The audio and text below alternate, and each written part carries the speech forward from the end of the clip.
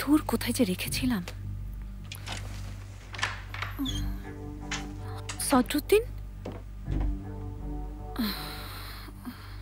কি হয়েছে? ঠিক আছো? রেজাল্ট কি? আমি ঠিক আছি, সব ঠিক হয়ে যাবে। তুমি এখানে কি খুঁজছো? সদরুদ্দিন, তোমাকে একটা কথা বলবো, প্লিজ রাগ করবে না। কি হয়েছে? যে সিডিতে ভিডিওটা ছিল সেই সিডিটা খুঁজে পাচ্ছি না। কি বললে?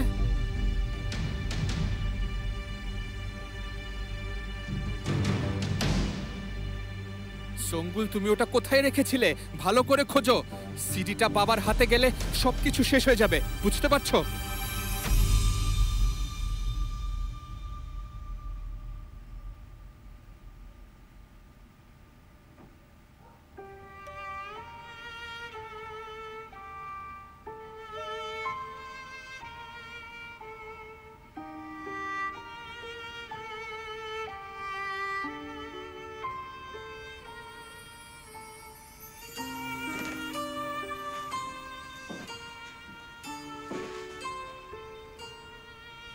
চিন্তা হচ্ছে, ও সারাদিন কিছু খায়নি। এতে তো চিন্তার কিছু নেই, ও তো একটা বাচ্চা। কালকের মধ্যে সবকিছু ঠিক হয়ে যাবে, তুমি দেখো। স্যার, আপনার কাছে একজন এসেছেন। এত রাতে এখন আবার কে এলো? বাহরি উম্মান স্যার। ওনার এত সাহস!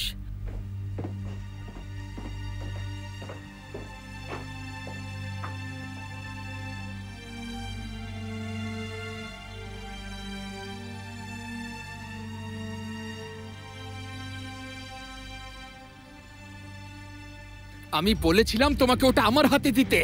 আমি তোমাকে দেওয়ার জন্যই খুঁজছিলাম, কিন্তু বুঝলাম না কোথায় গেল। কোথায় রেখেছিলে? মনে নেই, তোমার কোটের পকেটে রেখে কোটটা ওয়ার্ড্রবে রেখে দিয়েছিলাম। তুমি আমাকে একদম ধ্বংস করেই শান্ত হবে, একদম শেষ করে দেবে। উফ,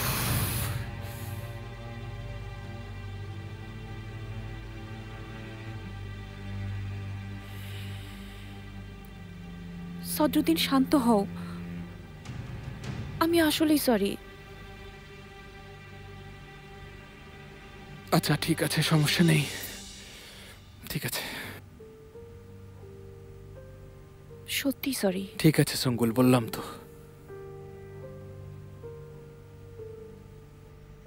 তুমি পুলিশ স্টেশনের সেই লোকটা না? হ্যাঁ, আর আপনি সিনান, তাই না? কেমন আছেন আপনি? আমি বাহারি।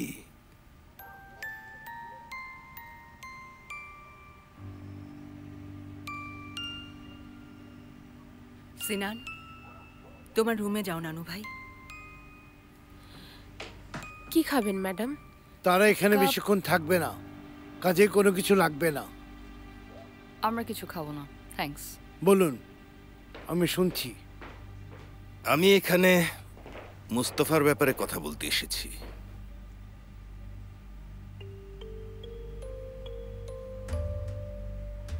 দেখুন, আপনি যেমনটা ভাবছেন ব্যাপারটা তা না। ও কয়েক বছর আগে আমার জীবন বাঁচিয়েছিল। ও বেকার ছিল, আমি ওকে আমার এখানে একটা কাজ দিয়েছিলাম, ও সেই কাজটা নেয়। ও এখন আমার ড্রাইভার।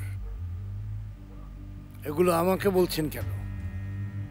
মুস্তফা ভালো ছেলে, ও সন্তানের জন্য বেঁচে আছে। সিনানি ওর জীবনের সব। শুনে আমি আবেগ আপ্লুত। ওই ছেলের স্বার্থ ছাড়া কিছুই বোঝে না।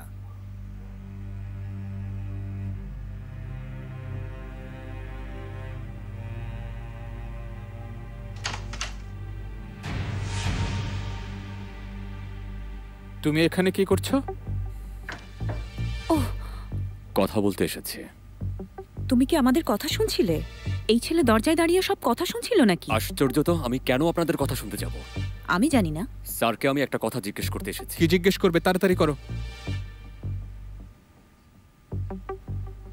এমন কাজ কেন করলেন? তোমাকে এই বাসা থেকে বের করার জন্য।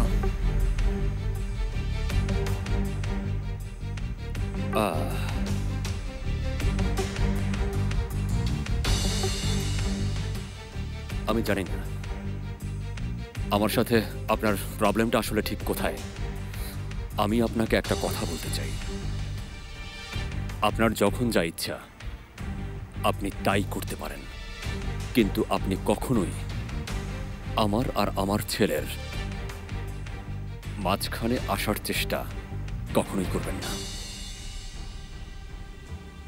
যদি আসি কি করবে? সেটা আপনার জন্য খুবই খারাপ হবে।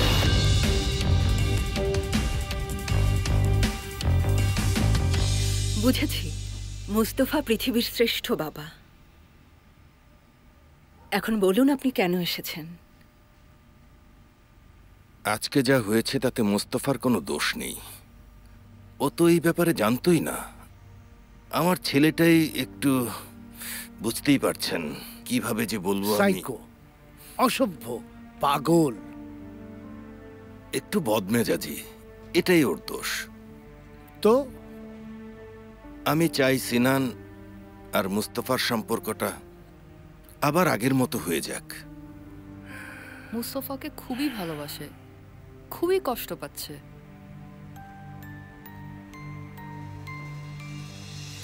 পাগল নাকি? একে তো দরজার বাইরে দাঁড়িয়ে আমাদের কথা শুনছিল, এখন তর্ক করছে। এই বাসা থেকে বের হয়ে যাও, বুঝেছো? আমি আসলে ঠিক জানি না আপনার বাবার সাথে আপনার সমস্যাটা কোথায়। আপনি কেন রেগে আছেন তাও জানি না।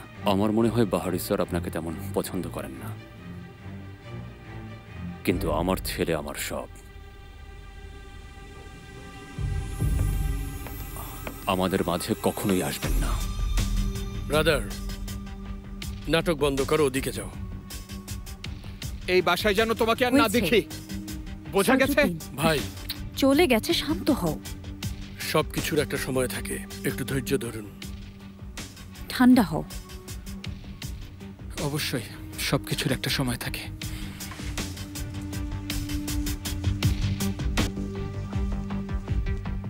সিনান ওর বাবার সাথে আর কথা বলতে চায় না।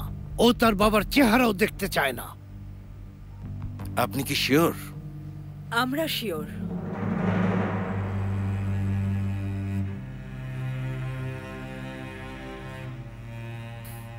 ঠিক আছে,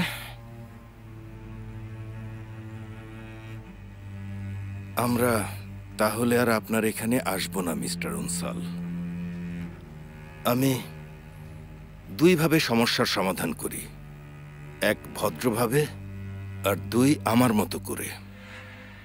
কিন্তু পরেরটাতে রেজাল্ট কখনোই তেমন সুখকর হয় না। তুমি দেখেছো আমাকে আবার হুমকি দিচ্ছে। আমি আমার জীবনে কখনোই কাউকে হুমকি দেইনি মিস্টার উনসাল, কারণ এ পর্যন্ত কেউ এত দূর আসতে পারেনি।